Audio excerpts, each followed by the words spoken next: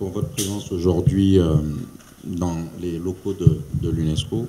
Pour moi, c'est un plaisir de vous accueillir ce matin dans le cadre de la continuité de notre partenariat avec votre ministère et avec le ministre, partenariat assez fructueux sur tout ce qui est lié au changement climatique, tout ce qui est lié à la sensibilisation envers la jeunesse haïtienne, à tout ce qui est mesures d'adaptation et d'atténuation des impacts du changement climatique. Je voudrais profiter de l'occasion pour vous féliciter une nouvelle fois de plus pour la célébration de votre 30e anniversaire, qui a été un événement marquant, bien organisé et qui démontre de la solidité en fait de l'action gouvernementale dans le cadre de la préservation de l'environnement.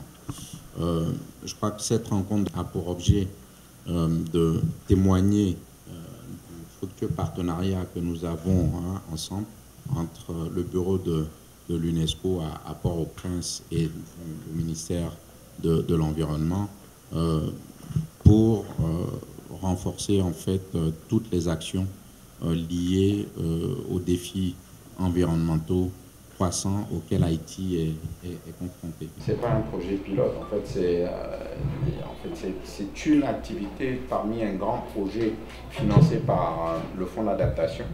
Ce projet s'appelle Fonds d'adaptation au changement climatique en Haïti.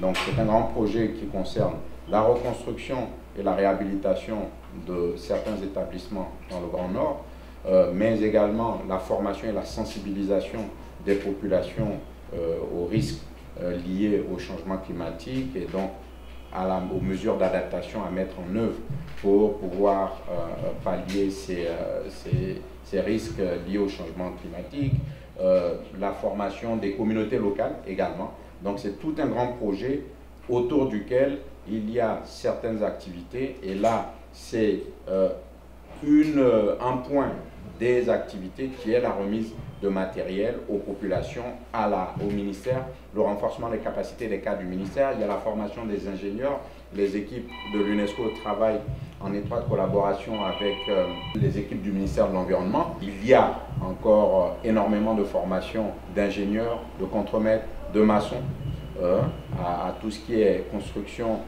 liée aux techniques de construction parasismique et autres.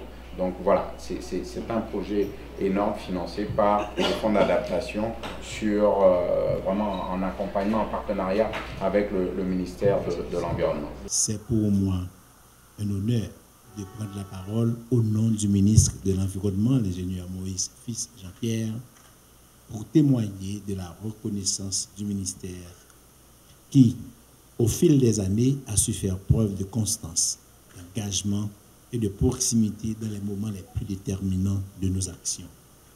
Au-delà des symboles, ce partenariat se distingue par des actions concrètes alignées sur nos priorités nationales et pensées de manière cohérente avec les réalités du terrain.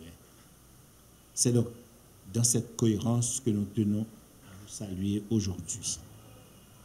Je profite également de cette occasion pour vous adresser nos plus vifs remerciements, Monsieur le représentant, pour votre appui indéfectible lors de la célébration du 30e anniversaire du ministère de l'Environnement.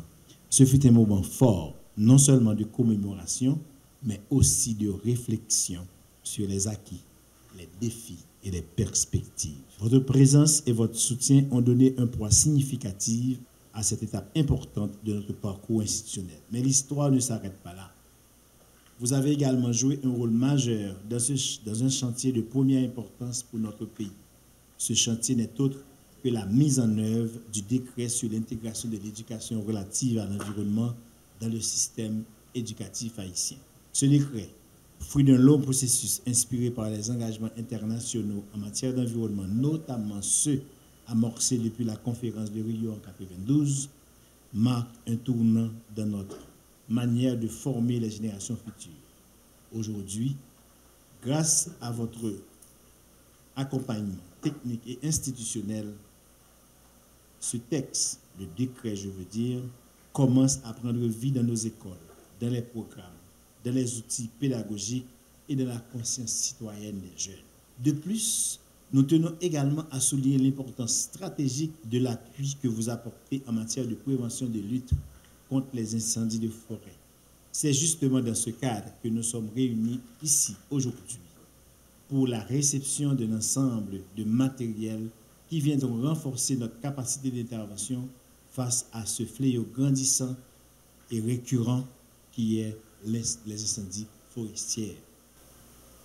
Je suis ici aussi pour présenter mes félicitations et mes remerciements à tous les cadres de l'UNESCO qui se sont battus, qui se sont défoncés pour permettre la réalisation du concours écogénie que nous avons pu réaliser avec votre appui dans 5 départements du pays et dont la semaine dernière, les écoles gagnantes du département de l'Ouest ont reçu leur prime en présence de toute la communauté nationale à travers la presse ici présente.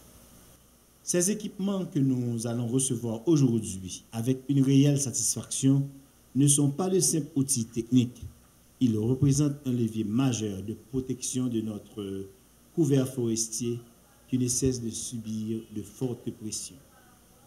Grâce à ce don, nous serons désormais mieux armés pour protéger nos forêts, préserver nos écosystèmes et sécuriser les populations riveraines.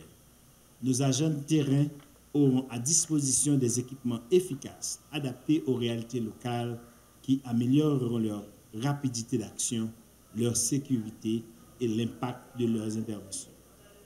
Cet appui est donc une réponse concrète à une menace réelle et surtout un signal que vous nous adressez, celui de la solidarité dans l'action, de la confiance dans notre capacité à mieux gérer nos ressources et de la volonté de bâtir ensemble une réponse environnementale structurée et durable. Monsieur le représentant, l'action environnementale appelle à la continuité, à la cohérence et au courage. Votre institution nous a démontré qu'elle partage cette vision et c'est à ce titre que nous tenons à souligner la qualité de ce partenariat à la fois efficace et profondément ancré dans les réalités nationales. En mon nom personnel, en celui du ministre de l'Environnement et au nom de la Direction des forêts qui bénéficieront directement de ce soutien, nous vous exprimons notre profonde reconnaissance. Nous formulons le vœu que cette collaboration se poursuive, s'approfondisse et continue d'inspirer l'action collective en faveur d'un environnement sain, durable et équitable pour toutes et pour tous.